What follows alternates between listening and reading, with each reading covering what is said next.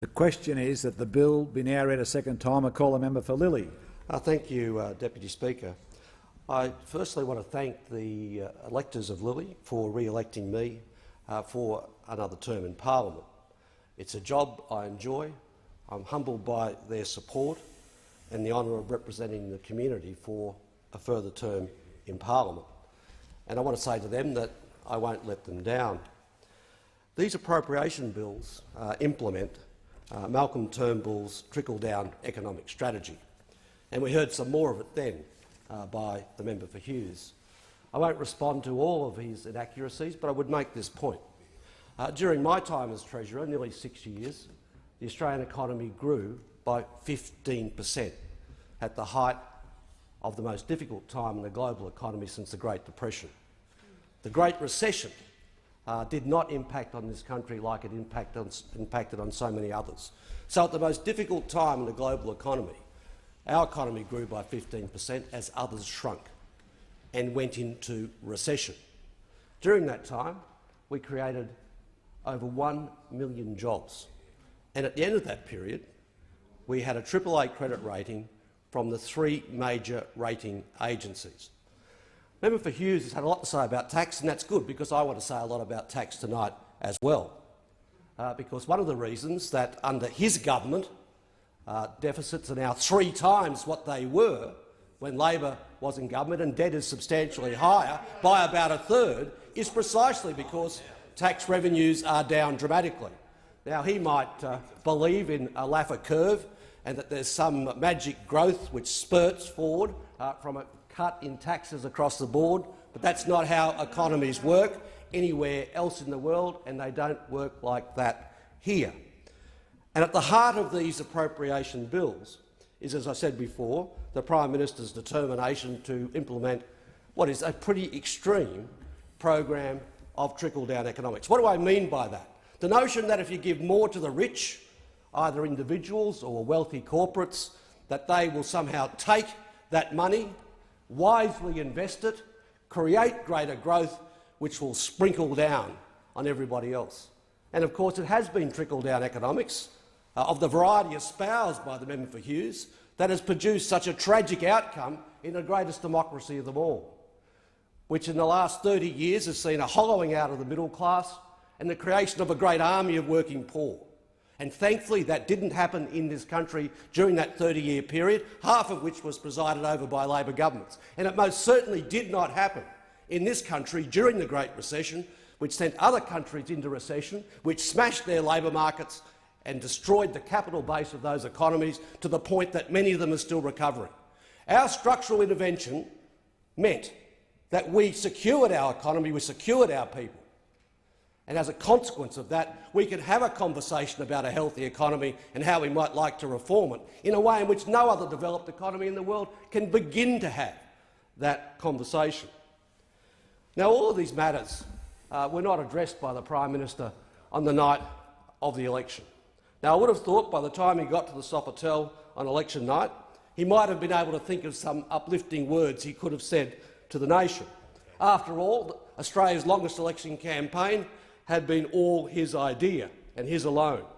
And at the core of that campaign was a commitment to a $50 billion unfunded corporate rate cut. Now, he had a long time that night to think of a few fine and inspiring words he might have said to the Australian people. He is claimed to be one of the most polished and accomplished speakers in the country. Now, by the time he got to the stage in the wee hours of July 3, his speech was about as appetising as the cold spring rolls and the stale champagne that have been circulating in the Sofitel ballroom for about 5 hours. That speech by the Prime Minister that night will go down as one of the worst speeches in history by a leader of any major political party in this country. He commenced by comparing the election outcome to the 1998 election. I thought that was a good idea. In the 1998 election, John Howard lost 18 seats, received the minority of the vote, but won the majority of the seats and became the Prime Minister. Now, in 1998, then opposition leader Kim Beazley delivered what I would regard as one of the great speeches in history, a very generous speech, despite the fact he'd received the majority of the vote and lost.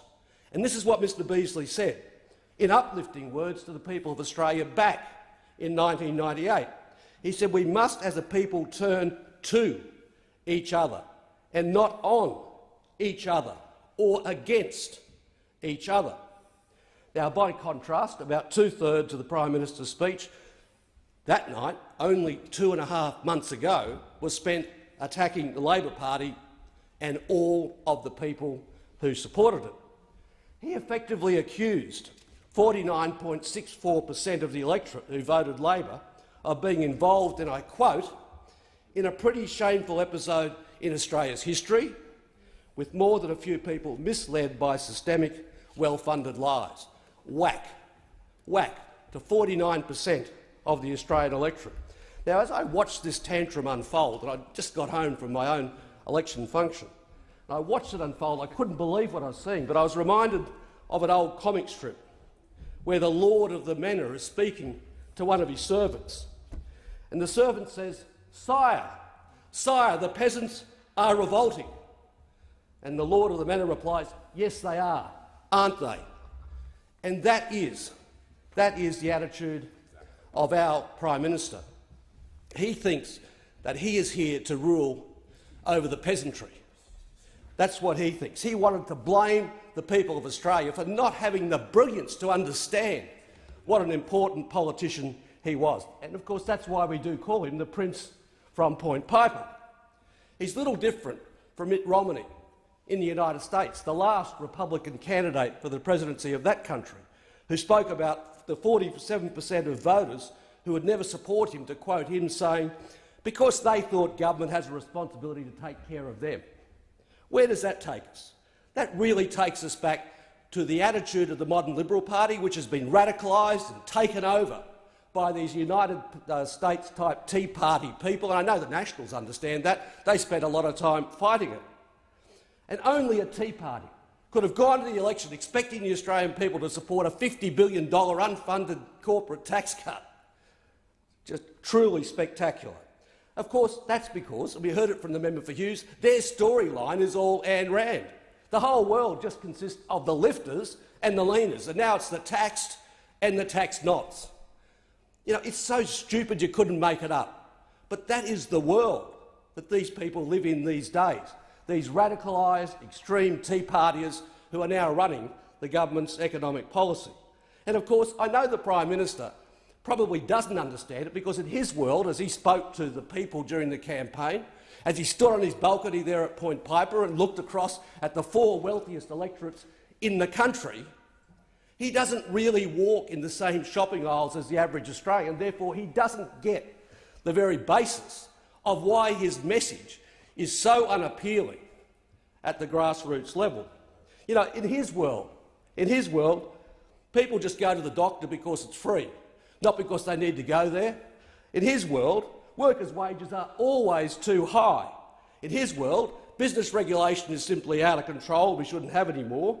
And of course, the tax knots out there are dragging down everybody else, unless, of course, they're big multinational companies who are evading tax and don't pay anything at all.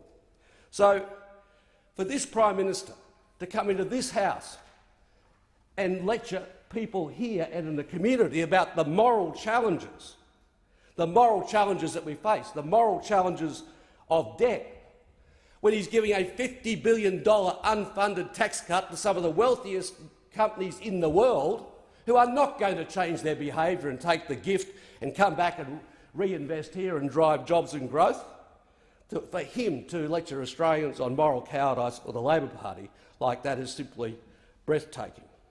A corporate tax cut of this magnitude is not even in the 10 most important actions you'd take if you were really trying to power jobs and growth in the circumstances we are in here in Australia, given the context of the international economy. And particularly so, and I wish the member for Hughes had stayed, because I want to demonstrate why it is such an act of stupidity, an act of wealth concentration, not an act of wealth creation, to offer a $50 billion unfunded tax cut of that nature. Now, thankfully, Labor, one of our last acts in office, was to put in place tax transparency legislation which forced the corporates to publish total income, taxable income and total tax paid.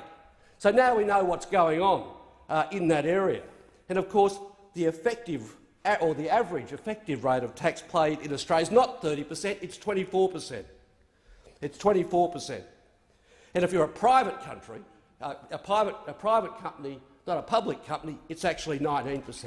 So forget all this rubbish about 30% and somehow they're 12 here and 15 there. We don't pay 30% in this country. There's some valid reasons for it, and there's some very, very squalid explanations of it for many of our large corporates. So why would cutting the corporate rate to 30%, from 30% to 25%, work in an environment where they're paying an effective rate on average of 24%?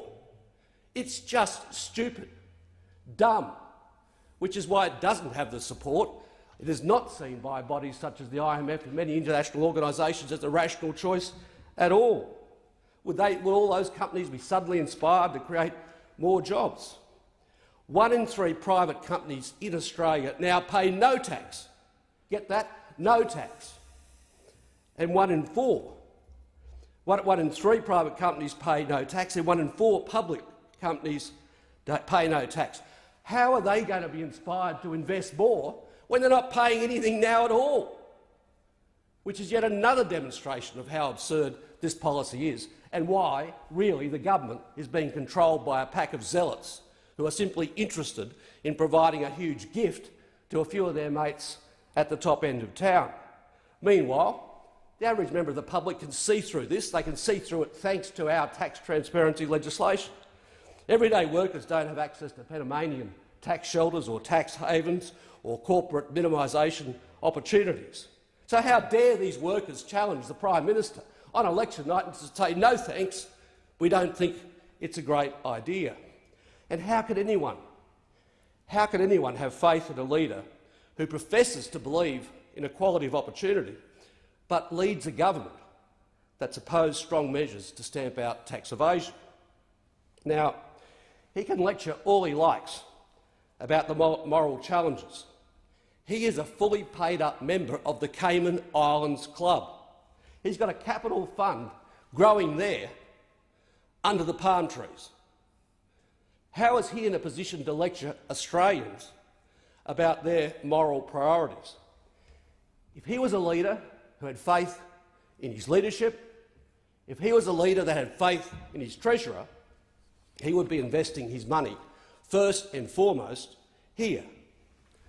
The truth is this: the use of tax havens by wealthy corporates and wealthy individuals is destroying progressive taxation as we know it. And it is a very significant factor, not just in growing inequality of wealth and income globally, but it's a significant factor in the loss of trust across the world by individuals in their democracies, and it is also a substantial factor leading to weaker and anaemic growth and lower living standards across both the developed and the developing world.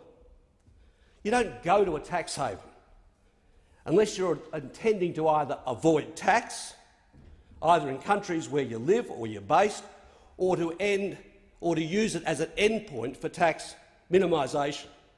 The fact is the public know it, that strong action against tax havens will never be taken by public officials who use them. Now, we had a lecture in question time today from the Prime Minister once again about culture. He decided he was going to lecture the Labor Party about culture. So I've got a question for him. What kind of Prime Minister puts his fortune in a tax haven? What sort of cultural implications does that have for our country and for moral leadership? So in this environment, you can be absolutely certain that the public are indeed very sceptical when the government says it is committed to Medicare, that they don't have an agenda to privatise it, which we know they do, and by the way, which is still being implemented behind the scenes. I'm sure their backbenchers will be shocked to know. So we have in Australia an opportunity to have a debate about what are the drivers of growth with equity. And of course this is why in the Labor Party we've produced this report. This shows the way We've reached a fork in the road in the economic debate. We can grow inclusively, and if we're growing fairly, we will grow more strongly. If we're growing unfairly, we will have weaker growth. Order. This is the way ahead, Order. not the government's trickle-down economics. Order. The member's time has